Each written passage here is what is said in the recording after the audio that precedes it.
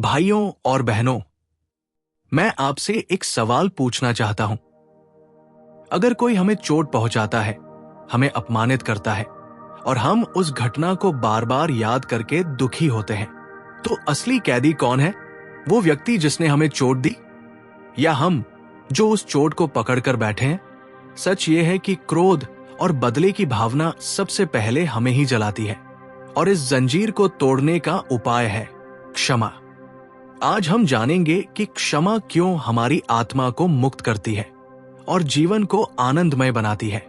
क्षमा का अर्थ, क्षमा का मतलब ये नहीं कि सामने वाले की गलती को सही मान लिया जाए। क्षमा का असली अर्थ है अपने दिल से बोझ हटा देना। सोचिए, अगर आप हाथ में जलता हुआ कोयला पकड़कर रखें तो सबसे पहले कौन जलेगा? आपका ही हाथ। क्रोध और नफरत भी जलते हुए कोयले जैसे हैं। जब तक हम उन्हें पकड़े रहते हैं, हमारी आत्मा जलती रहती है, लेकिन जैसे ही हम उसे छोड़ देते हैं, भीतर शांति उतर आती है। यही है क्षमा, शास्त्र और संतों की दृष्टि। भगवद गीता में भगवान श्री कृष्ण कहते हैं, क्षमा ही धर्म है। भगवान बुद्ध ने कहा, क्रोध पकड़े रखना ऐसा है जैसे आप जहर पी लें और उम्मीद करें कि दूसरा मर जाएगा।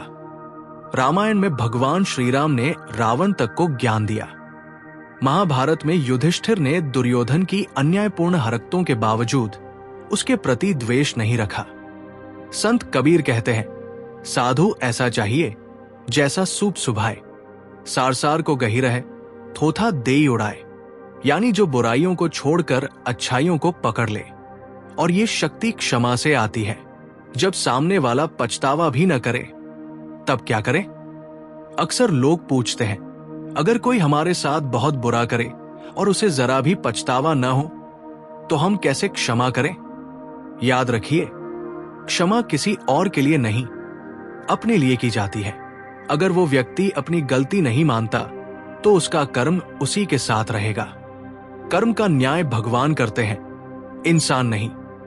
अगर हम सोचें, जब तक वो माफी नहीं मांगेगा, मैं उसे क्षमा नहीं करूंगा, तो इसका मतलब है कि हमने अपने दिल को उसी के हाथों बंधक बना दिया है। सच्ची क्षमा यह है, मैं तुम्हें नहीं, बल्कि अपने मन को मुक्त कर रहा हूं।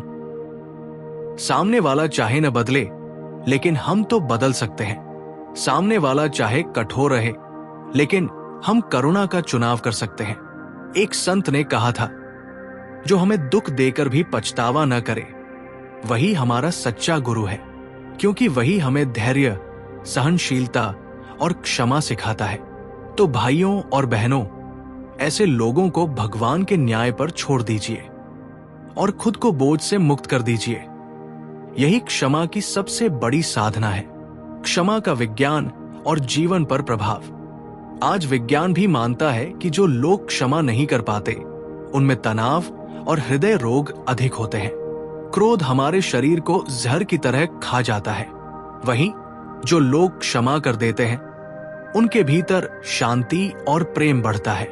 उनकी नींद अच्छी होती है, स्वास्थ्य अच्छा रहता है और आत्मा प्रसन्न रहती है। तो सोचिए, असली फायदा किसे मिलता है? सामने वाले को नहीं, असल फायदा हमें ही मिलता है।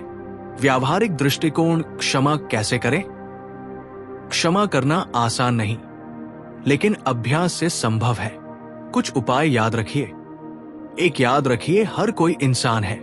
जिसने गलती की, वो भी अज्ञान का शिकार था। 2, भगवान पर भरोसा रखिए, न्याय अंत में वही करेंगे। 3, मन से कहिए, मैं ये बोझ नहीं ढोऊंगा। 4, प्रार्थना कीजिए, जिसने आपको दुख दिया उसके लिए भी ईश्वर से मार्गदर्शन मांगिए। धीरे धीरे दिल पिघलने लगेगा और क्षमा करना सहज होगा। एक बार एक साधु ने अपने शिष्य को भारी पत्थर पकड़ाकर कहा, इसे कसकर पकड़े रहो। कुछ देर बाद शिष्य बोला, गुरुदेव, मेरा हाथ दुख रहा है। साधु ने कहा, तो छोड़ दो। शिष्य ने पत्थर छोड़ दिया और राहत महसूस की। साधु बोले, यही है क्षमा। जब तक तुम गुस्सा पकड़े रहोगे, तुम दुखी रहोगे। जैसे ही छोड़ दोगे, शांति मिल जाएगी। भाइयों और बहनों, क्षमा आत्मा को मुक्त करती है। क्षमा करने वाला कभी छोटा नहीं, बल्कि सबसे बड़ा होता है। आइए हम आज संकल्प लें कि हम अपने जीवन से क्रोध, नफरत और बदले की भावना को निकाल देंगे। हम क्षमा का अभ्यास करेंगे और अपनी आत्मा को स्वतंत्र करेंगे। याद रखिए, जब आत्मा मुक्त होती है तभी असली शांति और आनंद मिलता है।